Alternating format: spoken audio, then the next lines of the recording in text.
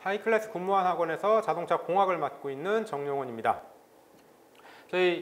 요거는 이제 2022년도 오리엔테이션 및 학습 방법이라고 되어 있는데요. 일단 기본적인 자동차 공학에 대한 좀 이런 설명은요, 정비하고 너무나도 이게 오버랩된 부분이 많기 때문에요. 이번 시간에는 이제 오리엔테이션 및 학습 방법인데 자동차 공학에 대한 학습 방법에 대해서 주로 설명을 좀 드리고요. 나머지 부분은 이제 정비 쪽 거 좀 많이 참작을 하시면 좋을 것 같습니다. 그래서 목차도 이제 정비하고 거의 비슷해요. 정비하고 거의 비슷하게 되어 있고요. 그다음에 시험 과목 및 해당 직무는 자동차 공학이라는 게 이제 공업에 전차 차량의 9급에 들어가 있고, 그 다음에 항공에는 7급에 들어가 있습니다. 항공에는 7급에 들어가 있고요. 어차피 해당 업무는 정비 쪽하고 내용 똑같으니까 정비 쪽 보시고, 그 다음에 뭐 간략하게 요약하면은 4바퀴 달린 모든 차는 4바퀴로 굴러다니는 것 또는 바퀴로 굴러다니는 모든 내연기관은 내가 수리한다. 내가 수리한다. 뭐 이렇게들 보시면 될 겁니다. 응시 자격증도 여러분도 한번 홈페이지 가서 보시면 되고요. 요거 선발 인원 및 합격 점수까지 다 동일한 건, 정비 쪽하고 동일한 거니까요. 같이 보시면 되는데 아마 여러분들이 제일 궁금해하는 공학 공부에 관련된 것 겁니다. 일단 정비에서 말씀드렸던 것처럼요. 정비하고요. 공학하고는요. 같습니다. 차이 나는 거는 말 그대로 글밥이라고 하죠. 얼마나 내가 장문을 썼냐, 단문을 썼냐, 요거에 따른 단품에 대한 설명인 거냐, 아니면은 시스템에 대한 설명인 거냐, 라는 것밖에 없을 겁니다. 그러면 이제 여러분들이 공학을 도대체 어떻게 공부해야 되냐 계속 물어보시는데요. 요거는요, 공학뿐만 아니라 정비까지도 같이 포함할 수 있는 건데, 예를 들어서 저희가 이제 유성기어라는 거를 배웁니다. 유성기어라는 걸 배우고요. 여러분들이 이제 유성기어를 배웠고, 유성기어라는 걸 배우고, 요거에 대한 역전이냐, 증속이냐, 감속이냐라는 거 할 적에요. 요런 표가 늘 나옵니다. 같이 따라 나옵니다. 그래서 요거를 이해를 못 하시는 분들은요, 요거 그냥 단순 암기하세요. 단순 암기하시는데요. 공학 공부하실 때는요, 저는 가급적이면요, 이해를 하시고 난 다음에요, 암기를 하라고 합니다. 이해를 하고 난 다음에 암기를 하고 난 다음에요, 나중에 좀 설명드리다 보면은 얘를 시스템화해라 라고 할 거예요. 처음에는 유성기어 하나지만 유성기어 2개, 3개를 연결할 수도 있겠죠. 아니면 하나의 부품을 내가 이해를 하고 암기를 한 다음에 이 부품들이 모여가지고 하나의 시스템을 만들 수가 있어야 됩니다. 요게 공학 공부라고 보시면 되고요. 공학 공부 전에 요거 하나하나는 정비에 대한 공부입니다. 그럼 다시 말하면은 정비하고 공학하고는요, 나눌 수가 없다라고 보시면 되고요. 근데 여러분들이 여기 공학을 하기 위해서는 일단 이해, 암기, 그 다음에 시스템을 가는데요. 요거 힘들어 하시는 분들이 있어요. 나는 도무지 내 눈으로 보지 않는 이상 이해가 안 갑니다 라고 하시는 분들은요, 암기하고요, 얘를 이해하세요. 그 다음에 시스템으로 다시 만드는 거죠. 근데 암기는 됐는데 이해가 안 된다 라고 하시면요, 어느 정도까지 하시다가 안 되면요, 이해를 버리세요. 그냥 무조건 암기하세요. 암기하시면 됩니다. 근데 이해하고 암기하게 되면 좀 더 폭넓어집니다.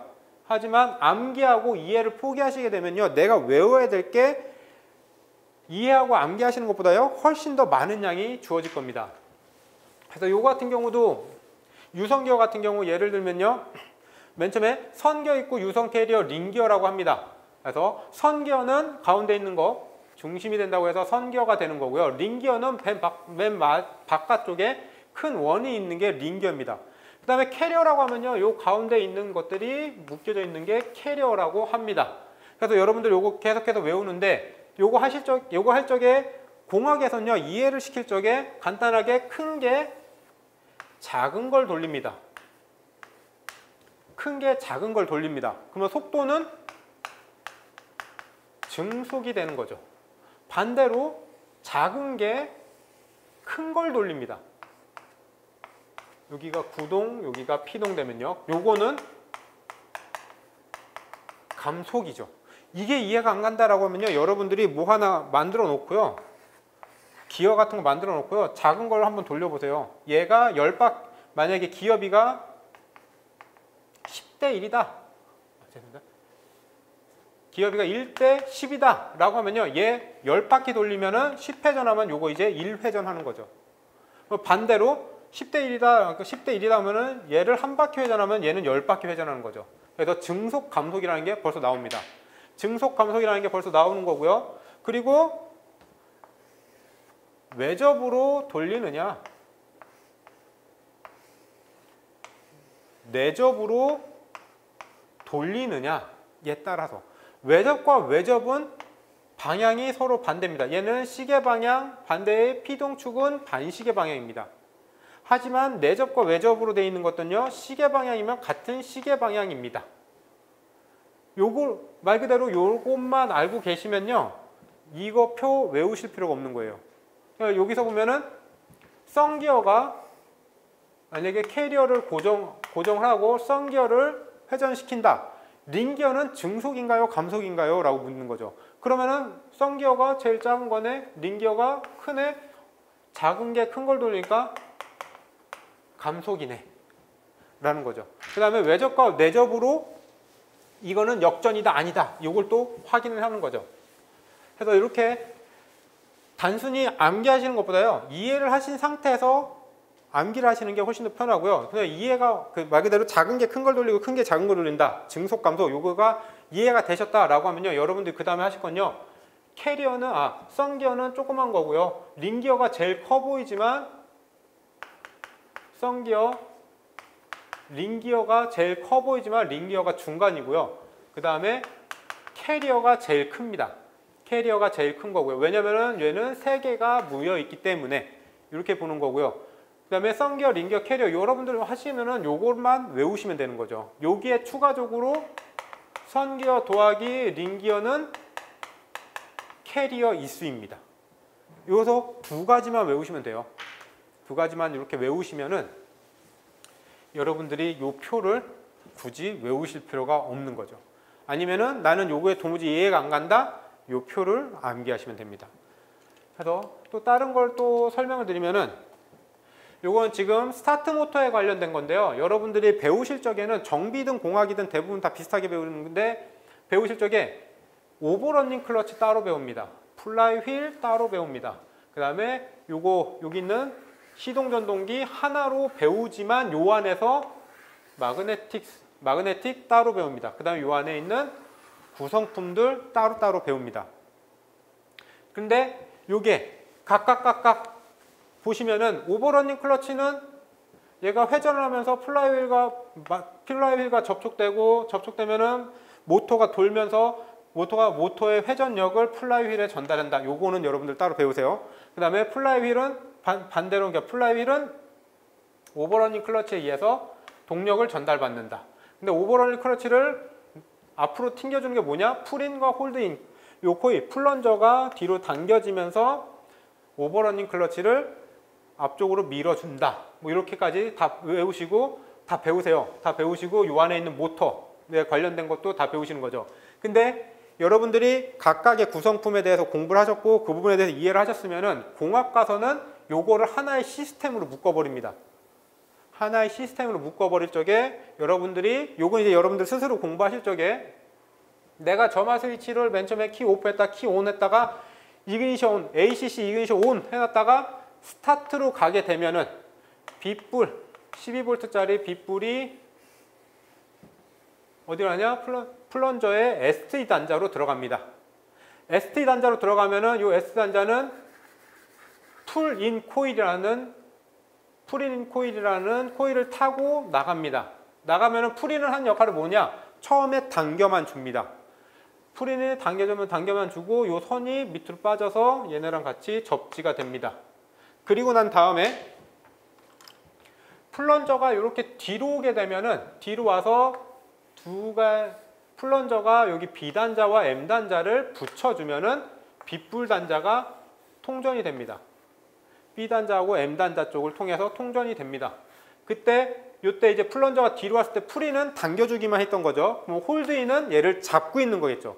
홀드인은 요 플런저를 잡고 있습니다. 잡고 있고, 요 코일은 어디로 가느냐? 계좌 코일과 동일한 데를 사용을 하진 않는다. 왜? 여기에서도 전류를 많이 소모하기 때문에 시동전동기를 돌릴 적에 전류를 나눴으면 안 되기 때문에 얘는 따로 접지를 뺍니다.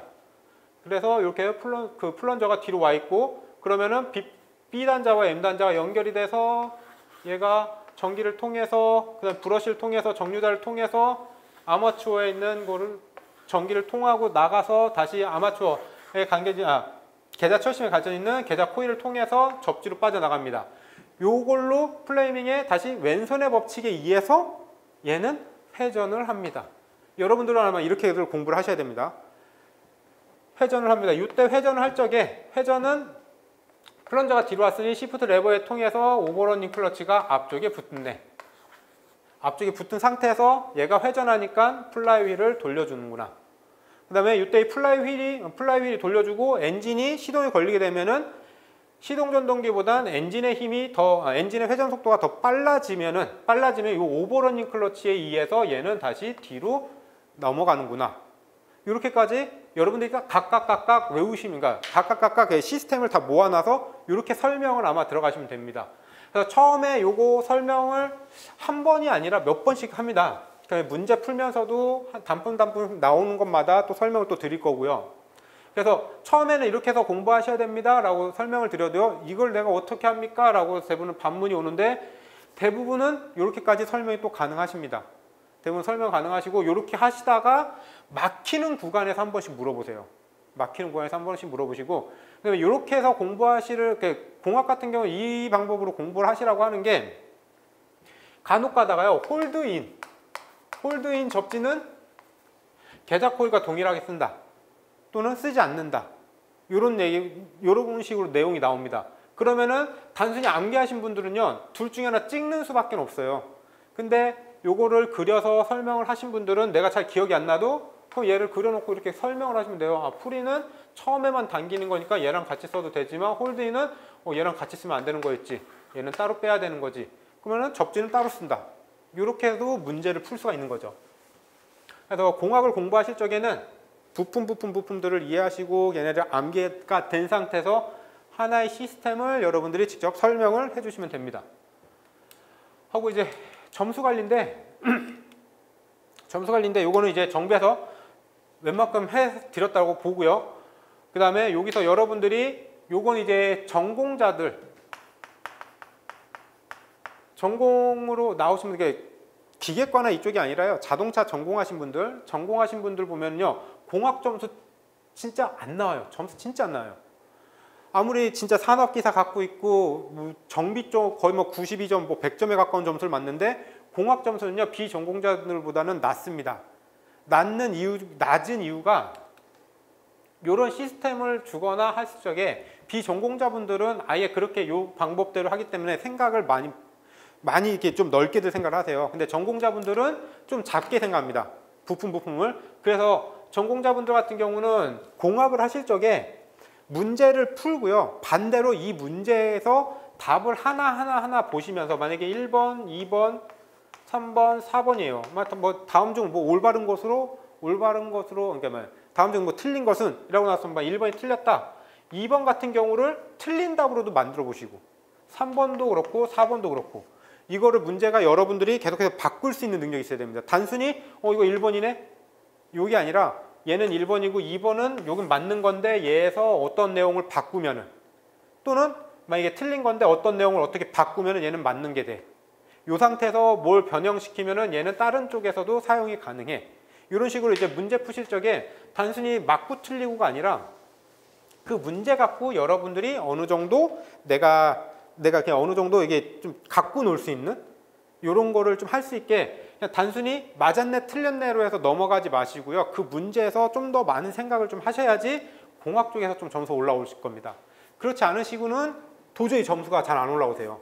왜냐면은 내가 전공자분들은 최소 고등학교도 자동차과 나오신 분들은 최소 3년, 군대까지 하면 5년, 많게는 한 6년, 7년 동안 내가 그렇게 단순하게 생각했었기 때문에 복잡하게 생각하면은 너무 힘들어하세요.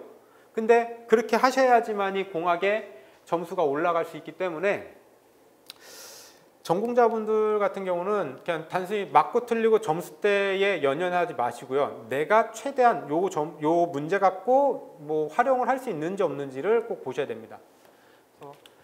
하고 어차피 합격을 위한 거 요거 동일합니다. 정비 거 아마 똑같이 보시면 되고요. 네, 공학 커리큘럼인데요. 공학은요.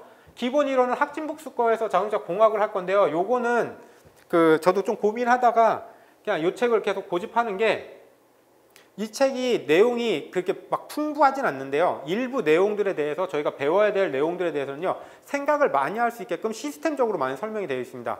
그래서 엔진 쪽에 대한 설명이 좀 강하기 때문에 요 학진복수 걸로 해서 자동차 공학 한 32강 정도가 진행이 되고요. 요 자동차 공학은요. 무조건 다 사시라는 말은 못 하겠는 게 아마 전공자분들은 자동차 공학 책 하셔가지고 저랑 같이 하시면은 좀 이해가 쉬우세요.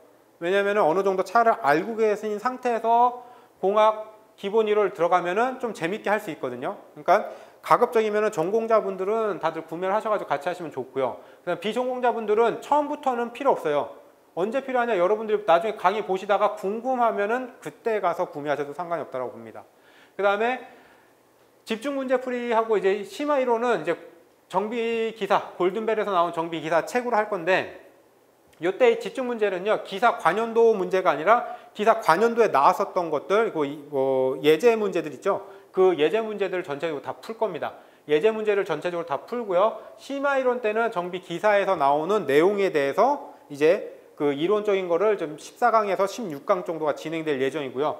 이때는 대부분 책을 거의 사용은 하지 않습니다. 초반에는요. 대부분은 초반에는 뭘 하느냐? 내가 얼마만큼 알고 있느냐에 대해서 요거는 최대한 알고 있느냐에 대해서 체크를 하기 위한 방법을 여러분들한테 아마 설명이 들어갈 거고요. 네, 집중 문제풀이 2 여기 가시면요. 요거는 기사 문제풀이입니다. 기사 문풀이고요. 이건 기사 관연도 문제고 얘도 2012년도 거부터 최근 거까지 아마 진행을 할 거고요. 요것도 근데 기사 문제 같은 경우는 이건 이제 해설은 또 따로 안 들어갑니다. 그다음에 동형 모의고사는 정비 쪽 동형 모의고사랑 동일하게 진행을 하는데 요거는 수업 시간은 50분이고요. 그다음에 문제풀이는 총 원래 25분을 드려야 되는데요. 저희는 25분을 드리지 않고요. 저는 이게 15분 드립니다. 15분 동안 25문제 다 푸시는 거고요. 그다음에 요거 정비 그러니까 공학 같은 경우 15분을 드리면요. 요것도 처음에는 15분 좀 힘들어 하시는데요. 문제 난이도가 진짜 극상까지 올라가지 않는 이상은요. 요거 보통 10분 이내에 다들 시간을 끊습니다. 타임은.